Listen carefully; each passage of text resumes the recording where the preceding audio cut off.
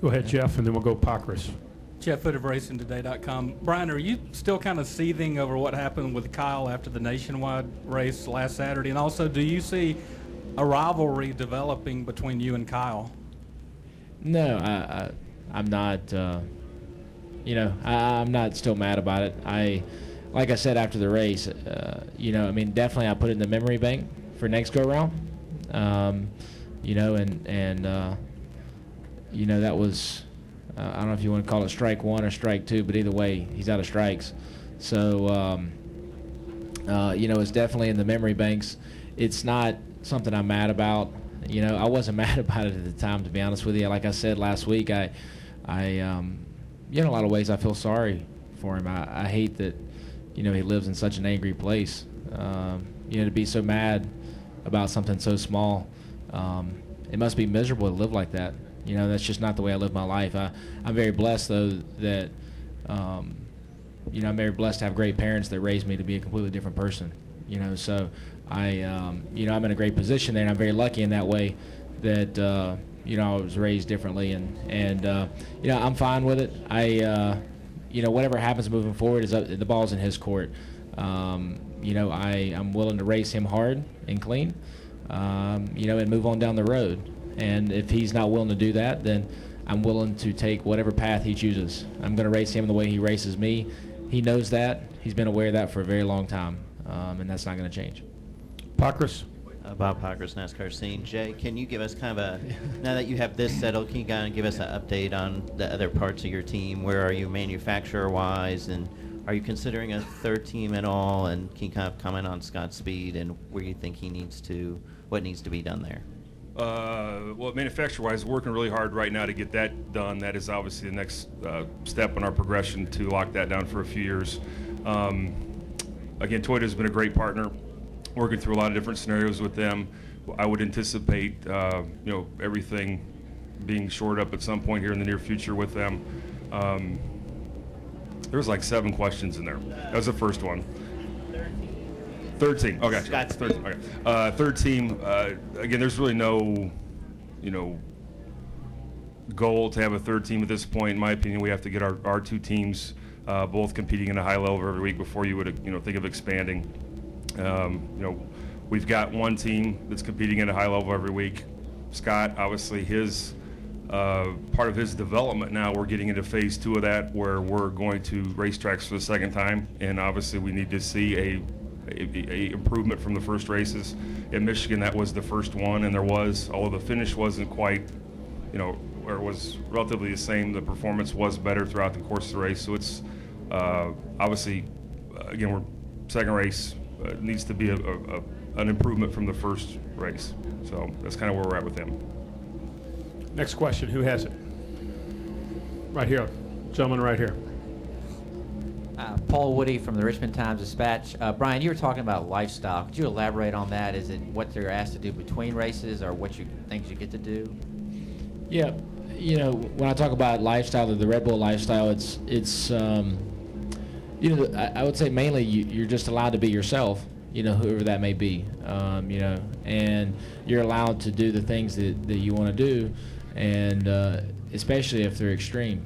That's always encouraged. It's not necessary. If you don't want to jump out of planes, Red Bull's never asked me to do something I don't want to do.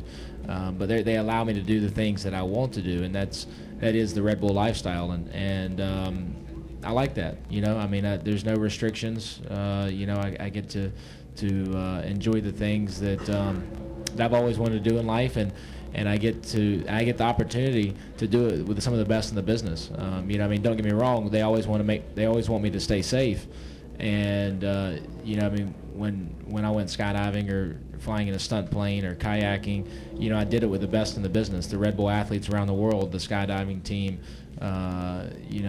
Kirby in the stunt plane, Teo in the kayak, and on down the list. And then also, the stuff that they, an appearance for them is very unique in the sense that, a Red Bull appearance may be going to the energy station at the racetrack, which is not so bad.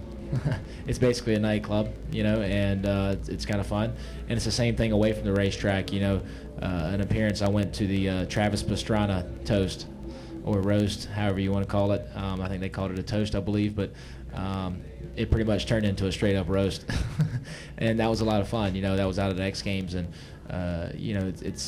it helps them. It presents Red Bull in the fashion they want to be presented in, but it's also enjoyable for me. Go ahead, Jeff. Hey, Brian. Jeff Birchfield, Johnson State Press. 2 weeks ago at Watkins Glen, you and Dale Earnhardt Jr. were the only two drivers in the series from the Carolinas, and you had 5 drivers from foreign countries. Are you a little disappointed that maybe more of the Southern late model drivers don't get the opportunity anymore? No, I think that the Southern late model drivers, do get the opportunities that they've always received. I think that they have more competition now. Like you said, we're 2 guys from North Carolina in the field. There's 50 states in the U.S. and there's hundreds of countries. So when you really look at it as a percentage, North Carolina still took home a pretty large percentage. I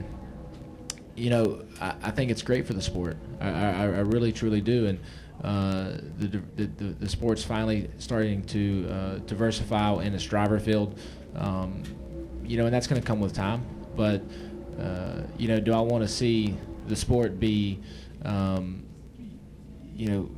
all international drivers? Of course not. I wanted to see a balanced mix of drivers. But most importantly, I think that if you're fast, you deserve to be here. It really doesn't matter where you come from. If you can get the job done, it doesn't matter what state or what country you come from. I think it makes the sport better all the way around. So Nate, then Rick. Nate Ryan, USA Today. Brian, when you talk about Kyle being really upset over something very small, could you elaborate on that? Because it seems like most drivers you talk to, winning or losing is not a small thing. It consumes every fiber of their being. Do you have a different outlook on that? On what winning should mean to a driver? I think it should mean a lot. I think pitching a fit and a tantrum after a race, I wanted to win that race as bad or more than he did, but I handled it very differently. He was mad because I raced him. He was mad because he said that I should have let him go so that the 88, who didn't deserve to win, shouldn't have won. That's what he told me. That the 88 didn't deserve to win, and if I would have let him go and let him win, then the 88 wouldn't have. And frankly, I don't really care if Kyle Busch wins. And I'm proud of the 88. Good for him. He snuck by both of us. It's my job to race for the win, and that's what I want, is to win the race. And if I can't win, I don't really care who does, to be honest with you. And my concern is not him. I think that I think it's good to have, for the sport, to have emotion. And maybe someone getting out of the car and pitching a fit and crying, it's a good thing for the, definitely made a lot of headline news. But when I talk about being upset about a small thing, he probably caused, I don't know, the damage he caused between his car and my car post-race, running into my car, was a lot, and the way, he got out of the car and how angry he was, I just feel bad for him. I'm mad that I didn't win the race too, but to live with so much anger, I don't know, it just must be, it must be miserable, to be honest with you. So, I don't know what you expect out of someone who wants to win the race. I love what I do, and I'm very upset if I don't win. But if that's what it takes to win, then maybe I don't want it, because I don't want to live my life that miserable. I just don't. It's just not who I am. I just don't want to be that upset because I didn't win.